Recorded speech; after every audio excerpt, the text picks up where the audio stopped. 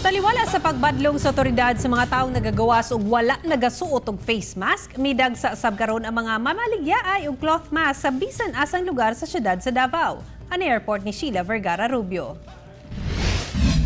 Sa matag ginainstalar nga control point sa dakmen sa Davao, ang otoridad nagasusi sa matag sakyanan nga moagi aron masiguro ang social distancing. Sir, if sir, ito ang social distancing, sir. Ba't nga may ma'am? Sir, ba't nga sir?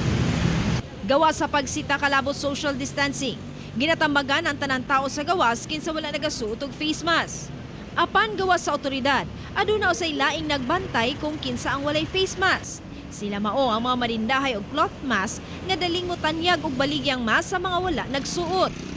Sanglit hurot-hurot na ang mga surgical mask. Busa ang panapton nga mask ang ginatanyag nga mobalor og 35 pesos kutob 50 pesos.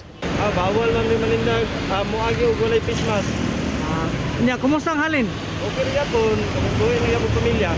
Tama-tama lang halin, makapalit tag sa akin og bugas o makaberta og renta og balay. Ano lang sir, panginabuhi sa atong pamilya.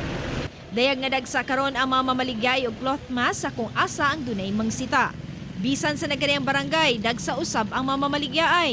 Ang 12 anyos nga si Alikair Makadatar, gigamit na nga ang oras sa pagpamaligya og mask sang litwalay klase. Dolan din ako, ako. Sir, mas sir, palit lang ka, tag 35. Dili man rekomendado ang paggamit og tela nga mask tungod dili sama ang proteksyon niini sa surgical mask apan makatabang na nga pangsampong kontra sa wala. Kauban si Bebot Kahes sa kamera, ako si Sheila Vergara Rubio para sa One Mindanao.